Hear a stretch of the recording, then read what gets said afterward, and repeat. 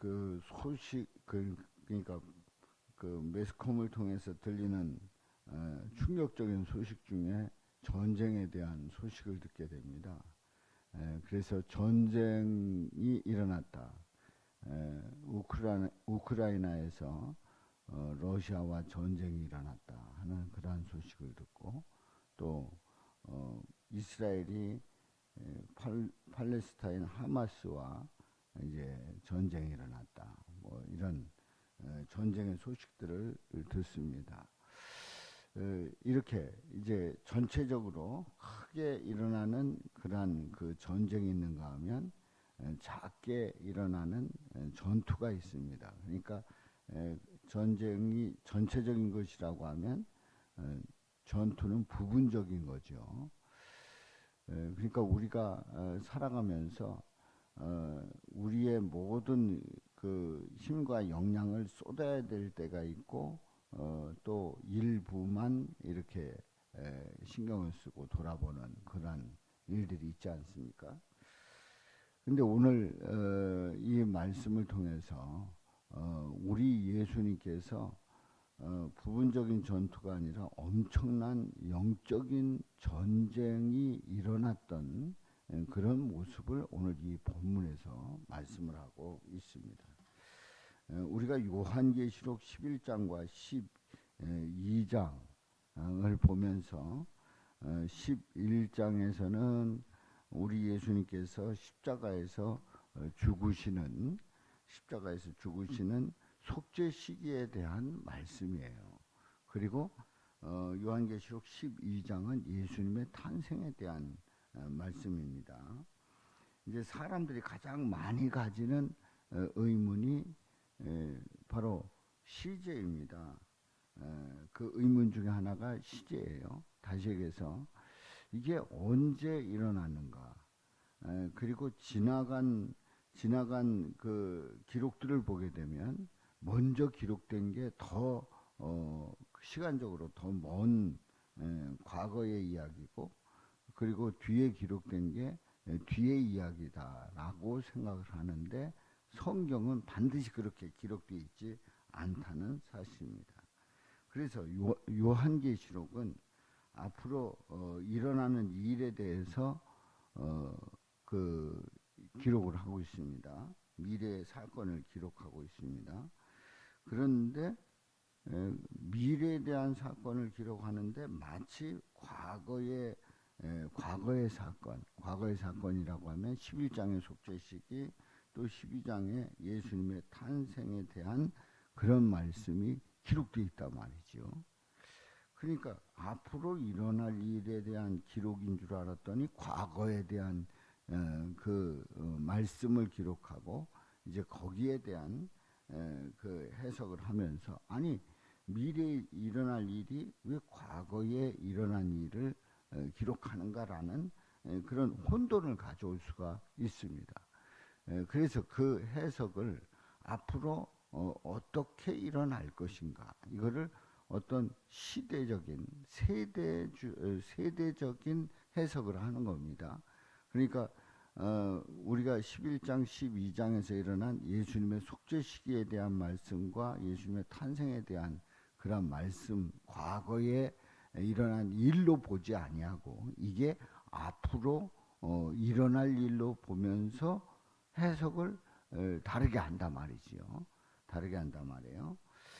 자, 이런 그 혼란을 가져오고 또 왜 그렇게 했느냐라고 하는 의혹을 가지게 됩니다. 근데 7절과 9절 이 본문 말씀에서는 타락한 천사가 하나님을 대적해서 전쟁을 일으킵니다. 그랬다가 이제 쫓겨나는 그런 그 사건을 말씀하고 있어요. 바로 이것이 이제 하늘 전쟁.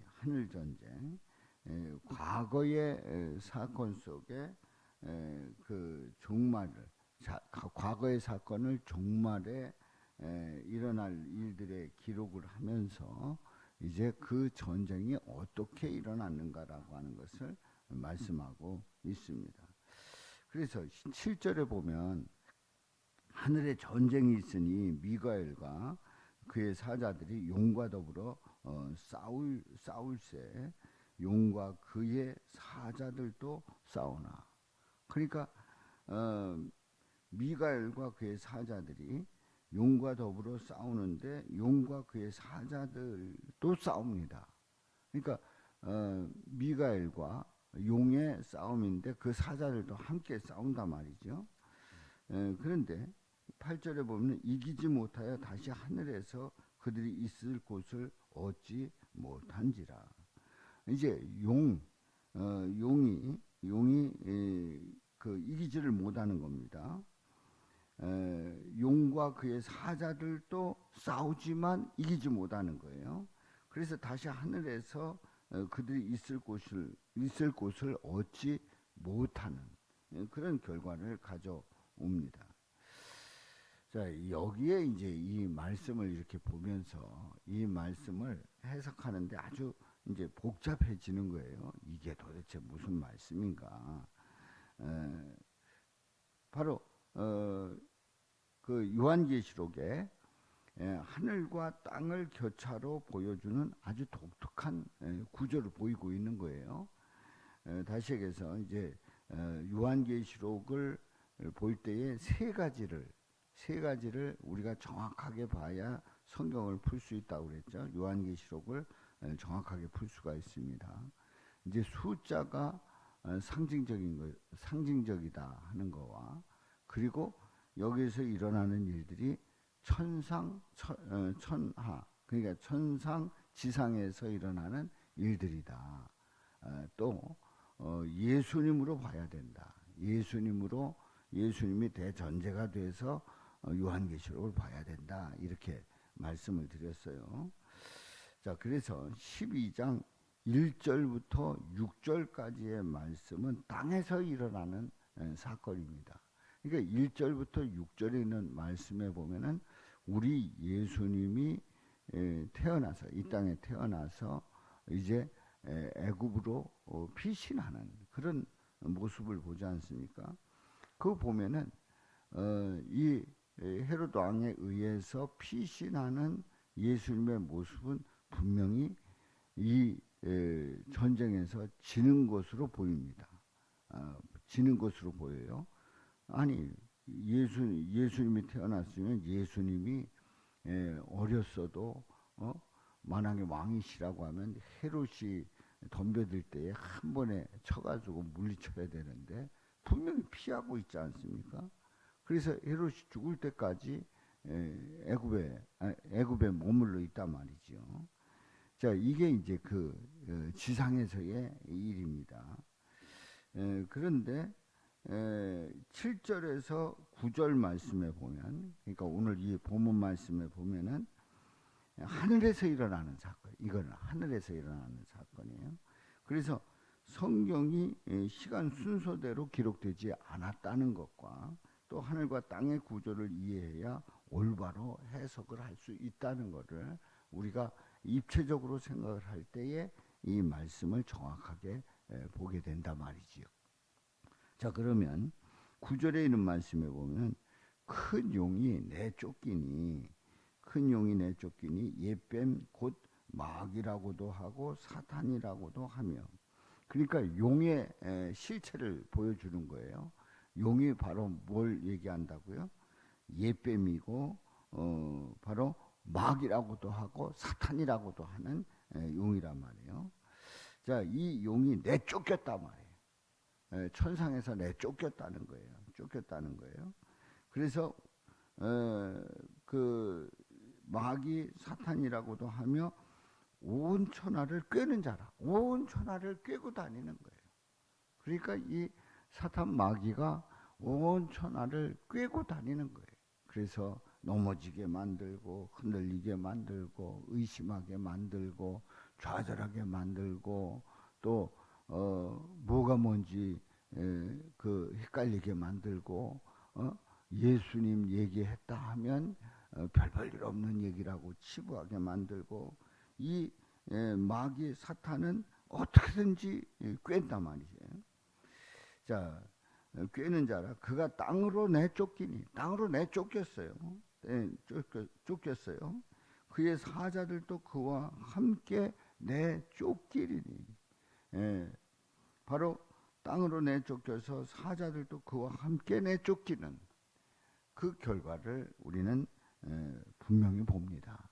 다시 말해서 이제 요한계시록의 말씀은 지상과 천상에 있는 그 말씀을 이제 교차로 보여주는데, 지상에서는 분명히 예수님이 태어나서 애굽 왕을 헤롯 왕을 피해서 애굽으로 피시를 합니다. 이건 분명히 지는 것 같아요.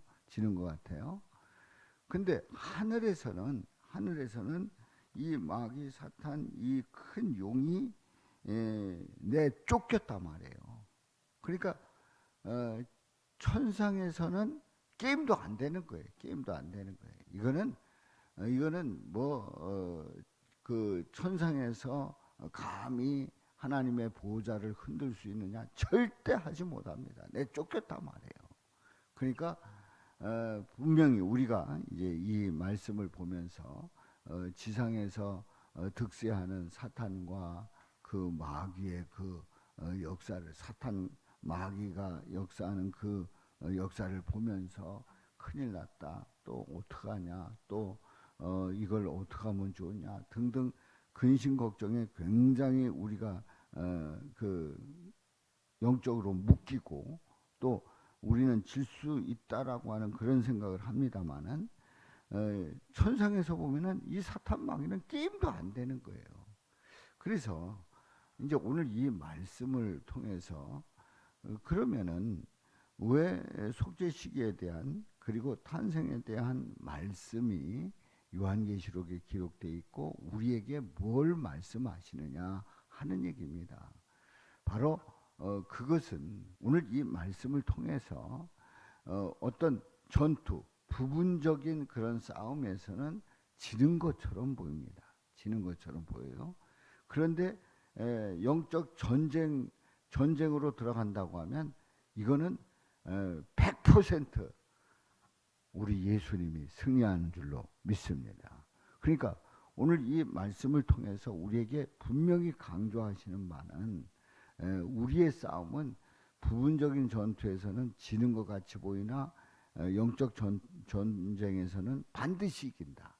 반드시 이기게 하신다. 그리고 이거는 게임도 되지 않는다라고 하는 이 대전제를 우리에게 가르쳐 주시는 줄로 믿습니다. 그래서 우리는 우리 살아가면서 이런 이 세상에서 살아가면서 부분적인 그 전투에서 지는 것 같고 근심 걱정 많고 이거 어떡하나 하지만 모든 건 맡기고, 이 사실을 안다고 하면 모든 건 맡기고 주님을 바라보면서 또 주님을 향해 나가면서 또 우리 예수님이 우리를 강건하게 붙잡아 주신다고는 확신을 가지고 나간다고 하면 그 어떤 전투에서든지 우리는 승리하는 줄로 믿습니다. 우리 주님의 역사를 이루는 줄로 믿습니다. 이런 은혜가 넘치시기를 주님의 이름으로 축원합니다.